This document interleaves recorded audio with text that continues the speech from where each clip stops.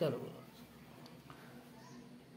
এই 4 অঙ্কটা, 3000 টাকার বার্ষিক 9% চক্রবৃদ্ধি এই সুদের হারে 3 বছরের চক্রবৃদ্ধি সুদ নির্ণয় করি। তাহলে এখানে পি সমান 30,000 টাকা, 30,000 টাকা, হ্যালো,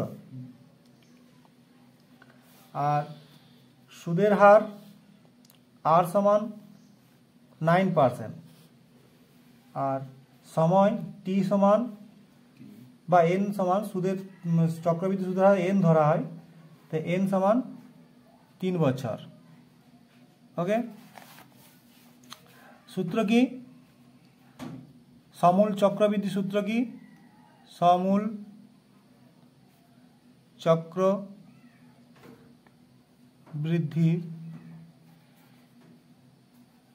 সমান P into 1 plus R by 100 দিয়ে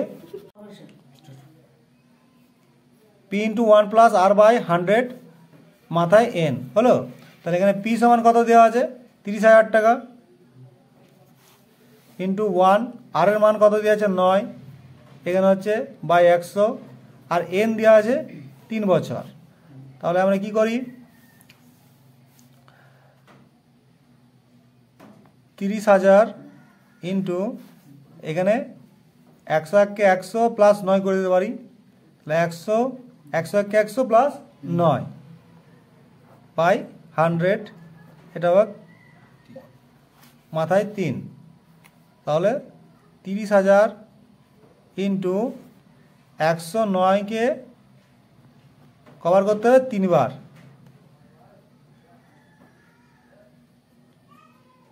হলো। দেখো, একটা দুটো এখানে দুটো কাটিয়ে দিলাম, এখানে একটা দুটো এখানে দুটো কেটে দিলাম, হলো। কি পড়ে রইল?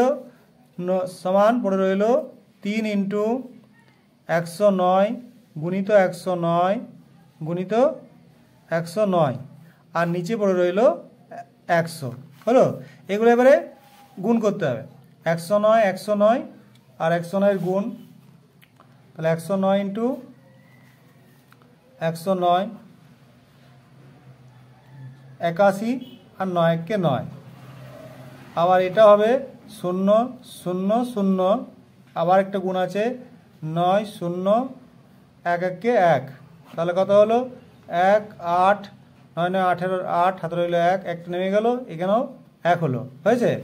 তারপরে এটাকে আবার 109 দিয়ে গুণ করতে হবে, 11,881কে আবার 109 দিয়ে গুণ করব, কত হবে? 9 1কে 9, 9 8টে 72, 2 হাতে রইল 7, 9 8টে 72, 72 আর 7টে হচ্ছে 79, 9 হাতে রইল 7, 9 1কে 9 আর 7 16 6, হাতে রইল 1, 9 1কে 9 আর একে কত? 10, 0 0 0 0 0, 1 2 3 3 2 5, 1 2 3 2 5, এখানে আরেক ঘর হবে 1 8 8 1 1, একে দিয়ে গুণ করলাম 9 2 9 আর একে 10 হবে 2, 9 আর একে 10, 10 0 হাতে রইল 1, 8 আর হাতে রেখে 9, 9 আছে 15, 15 5 হাতে রইল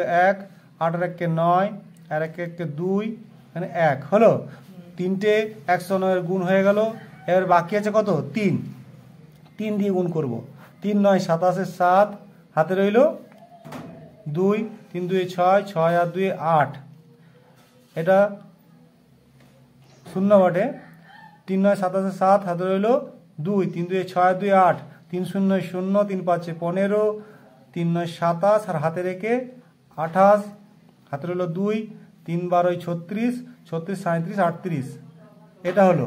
তাহলে কটা? দুটো, একের পিঠে কটা শূন্য আছে? দুটো। তাহলে এটা 100 টাকা বর্জিত করতে হলে দুটোর পরে দশমিক দিয়ে দিতে হবে, এখানে দুটোর পরে দশমিক দিয়ে দেবো, তাহলে হলো কত? তাহলে হলো 38,850.87 টাকা। তাহলে হলো এটাকে যদি প্রথমে লিখি 38 85 আর 0 আর 8 আর 7, এটার নিচে যদি 100 লিখি, এবারে এই দুটো শূন্যকে বর্জিত করব, তাহলে বাদ দেব, তাহলে এই দুটোর পরে দশমিক দিতে হবে। 3885.0.87, তাহলে কত হলো 38,850 টাকা। কত হলো 38,850 টাকা। কষে দেখি 6.14 অঙ্কটা, ঠিক আছে, উত্তর দেখি, কষে দেখি 6.1 4 অঙ্ক, 6.1 অঙ্ক কত হলো 8,850 টাকা আছে, আর সুদটা 8,850 টাকা। তাহলে এখানে লিখে দেবো, সবৃদ্ধিমূল হলো। তাহলে আমাদেরকে কী চেয়েছে এখানটা দেখাও কি চেয়েছে। এখানে চেয়েছে সুদ নির্ণয় করো, চক্রবৃদ্ধি সুদ। তাহলে আমরা বলে দেবো অতএব চক্রবৃদ্ধি সুদ সমান 38,850.87 মাইনাস 30,000 সমান হবে 8,850.87 টাকা। এটাই উত্তর হচ্ছে। ওকে, বুঝে গেছে। আজকে আমরা কোথা থেকে 6.1 অঙ্কটা করলাম।